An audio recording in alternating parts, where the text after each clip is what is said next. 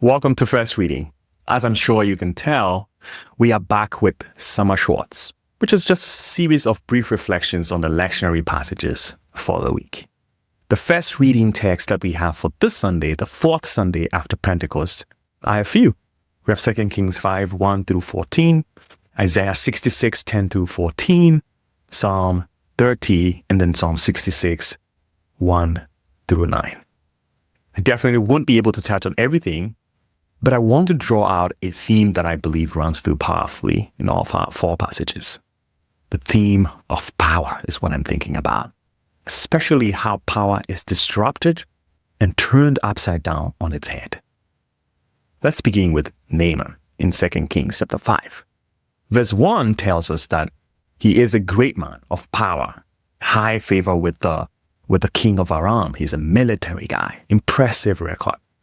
But the very next sentence in that same verse undercuts all of that greatness by announcing that despite his power, he's got a skin disease, something that made him socially vulnerable, ritually unclean maybe, and possibly even isolated.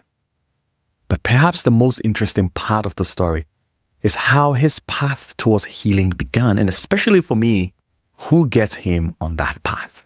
In verse 2, we see that it is not another commander, not even a prophet, not even the king himself, but an unsuspecting young girl, unnamed, was enslaved, was displaced by war.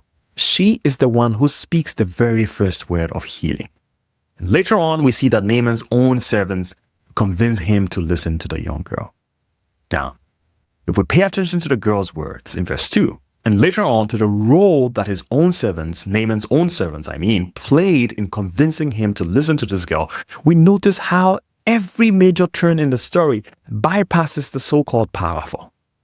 Naaman's plight moves towards change by those on the margins. The girl on one hand and Naaman's servants on the other hand. The voices that are quiet, subordinate people who in most societies will not even give a speaking role to. Another important observation here is when Naaman finally meets Elisha in verse 10. He who is great and complicated and is used to complex things felt insulted by how simple the healing instruction was. It looks like he was expecting the prophet to come out and wave his hand and speak impressive words.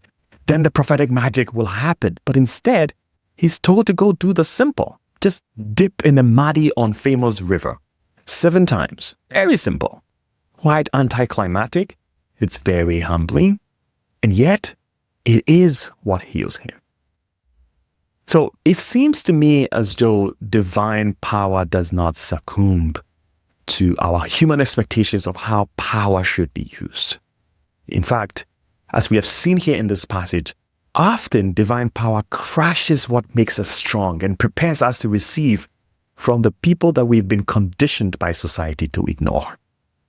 Now, let me transition briefly to Isaiah 66, where the prophet paints the final picture of God's restorative power. Again, here, the power is not military, it's not like political might or, even Zion marching towards vengeance. It's none of that. It is rather a mother. It is God appearing as a nursing mother, very tender, nursing, nourishing, sustaining.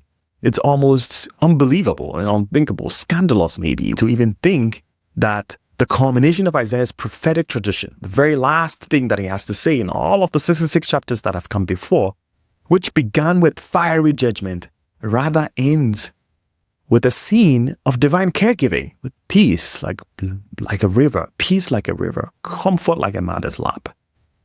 I think this one too is subversive in that it is subversive to our cultural norms and expectations of how power is gained and how power is used. It is so because it teaches us to see that the final word of divine power is not domination, it is consolation. God builds by comforting the brokenhearted. Let me think very briefly on Psalm 30 and then Psalm 66.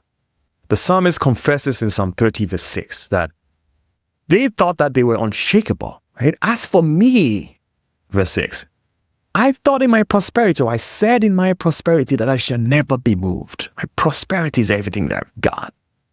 But then crisis came, illness, maybe even grief, maybe a fall from a social position.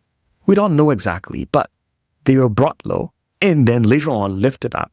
This time, not by their own strength, not by their prosperity, but by God's grace. Similarly, in Psalm 66, we hear the voice of the people who remember what it was like to be tested, right? In verse 10, we see them say that you tested us like silver. You laid burdens on our backs. Again, God brought them out into a spacious and a gracious place after the testing. Point that I'm making here is that the power of God, as we see in these passages, is not performative. It's not what kings and armies and even celebrities of our day think it is. It is healing through humility. It is consolation through tenderness. It is restoration through memory and mercy. So preachers and teachers, I hope that we will let this Sunday be a challenge to our assumptions about what power is and how it's used. If we are preaching to a world obsessed with visibility, that we want to be seen, we want to be heard, a world that is obsessed with status and domination, what does it mean to remind people that God's power is hidden in caregiving, is hidden in listening, is hidden in letting go of our own pride in ourselves and our social positions? In our current post-Pentecost world, where I believe the Spirit is working to build Christ's church, what does it mean to build churches? On hospitality, on healing, on honest testimony. That's what I suppose it is supposed to be.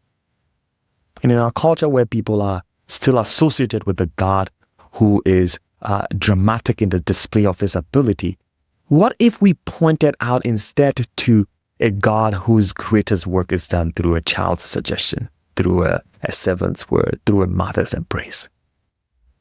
That's all I've got for you today. I'll see you in the next episode. Happy preaching.